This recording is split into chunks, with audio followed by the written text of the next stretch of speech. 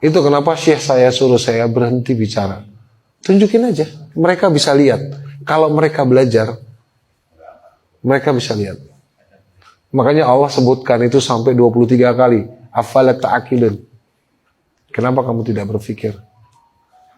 Afala yu'qilun ya. Kenapa kamu gak mau berpikir? Kamu gak mau berpikir. Yang tadi apakah kau tidak berpikir? Yang ini, kenapa kamu gak mau berpikir? Makanya Syekh saya juga tunjukin aja, tunjukin gak apa-apa, tunjukin aja. Biar mereka melihat, mereka mencontoh, mereka sendiri akan mengerjakan sebagaimana kamu kerjakan tanpa kamu perintah. Hebatnya seorang manajer atau leader, hebatnya seorang leader adalah dia bisa membuat timnya bekerja sesuai kemauan dia tanpa diperintah.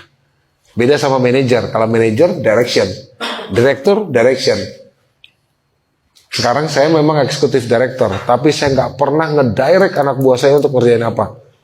Di 7 negara yang berbeda, ya termasuk Indonesia, yang Malaysia, yang Vietnam, yang di Filipina.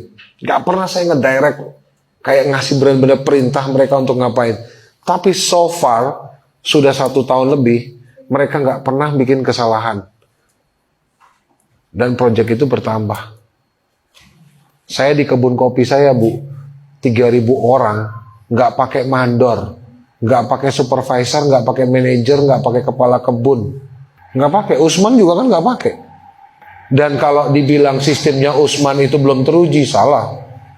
Sistem manajemen sustainability-nya 14 abad. Ibu orang manajemen kan? Lihat. Sistem manajemen yang sustainability-nya atau daya tahan, ya, daya tahan dari satu sistem itu menjamin lamanya keberlangsungan satu usaha. Sistem manajemen yang sustainability-nya 14 abad, 1400 tahun lebih. Itu cuman yang diajarin sama Usman. Jadi ini yang sebenarnya kita lupa. Sistem kebunnya Usman itu udah seperti itu. Sistem manajemen kantor aku sendiri. Gimana ya? Manajemen kantor yang aku bikin itu, aku copy paste juga dari Abdurrahman bin Auf. Itu juga orang, aku rasa orang Islam Muslim dari lahir tahulah siapa itu Abdurrahman bin Auf. Kenal lah sama Usman. Tinggal kok kenapa nggak mau dijalanin? Ternyata saya jalanin sistem manajemennya. Sukses. Saya dipanggil sama majalah investor buat interview. Ibu tahu tuh majalah investor isinya siapa? Iya kan? Di Swa Bisnis dan segala macam. Saya bukan siapa-siapa. Tapi mereka ngelihat, ya membaca perspektif dari bisnis itu sendiri, itu bertahan. Dan akhirnya saya diinterview sama mereka. Bahkan dikasih penghargaan lagi sama mereka. Dan saya bilang, ini sistem manajemen yang saya nggak bikin sendiri. Tapi saya mencontoh orang yang 1450 tahun yang lalu bikin, saya copy paste. Sistem manajemen apa yang bertahan 1400 tahun? Ada. Abdurrahman bin Auf. Ketika cari riwayatnya. Cari sirahnya. Belajar aja sendiri.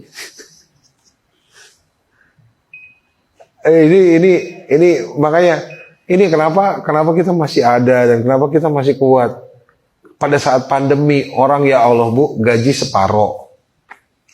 Kerja Senin Kemis. Kerja udah sama kayak puasa tuh. Senin kerja, Selasa Rabu gak kerja. Kemis nanti kerja, Jumat nggak kerja lagi.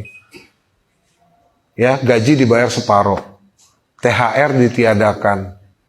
Bonus boro-boro. Saya alhamdulillah nggak ada pemecatan. Penambahan karyawan iya, nambah kedai. Gaji nggak ada yang separoh, full. Bahkan ada incremental. 2020 ke 2021 saya ada incremental. Incremental, kenaikan gaji. Dan bahkan secara manajemen, tadi saya udah kasih tahu ya, di awal, revenue saya naik 30%. Dan THR full. Bonus full. Dan Orang pada nanya ke saya sistem apa yang dipakai. Ya saya cuma bilang itu sistemnya. Sistemnya udah ada, itu Abdurrahman bin Auf. Sistemnya itu udah ada. Saya nggak bikin sistem sendiri. Ngejalanin sunnah itu enak. Dalam bisnis, dalam pergaulan, dalam kehidupan sehari-hari. Itu sih Bu. Kalau ibu nanya amalan-amalannya apa, saya cuma nyontoh Bu. Saya cuma nyontoh sahabat. Bisnisnya langgeng, sunahnya dijalanin, ya kan? Rasulullah bilang berbisnis seperti Abdurrahman bin Auf. Siap. Saya nyontoh. Iya kan? Bertanilah kamu sebagaimana Utsman. Siap. Saya contoh. Iya kan? Kan simpel. Aturlah strategimu. Yang ini yang cerita tentang umat muslim suatu saat kelak itu seperti bangunan di atas pasir. Maka berstrategilah kamu. Ya saya menyusun siasat atau strategi, ya sesuaikan dengan apa yang diperintahkan. Itu doang sih Bu. Kalau amalan-amalan lain ya standar kali Bu. Sholat, ya kayak gitu-gitu mah standar. Nggak ada saya sampai puasa mutih gitu, nggak pernah sih. Percaya deh. Nggak ada itu bakar-bakar apa yang bisa dibakar, nggak pernah. Jadi masih dalam koridor-koridor ya. Nyantai ya? Nyantai sih Bu, beneran hidup saya nyantai banget. Terlalu nyantai jadi orang saya. Karena nggak ada yang harus diburu-buru dalam hidup. Satu hal yang kita harus buru-buru ya sholat doang. Kan kita hidup nungguin mati. Dan kerja itu nungguin waktu sholat. Ya nggak tuh? Iya kan?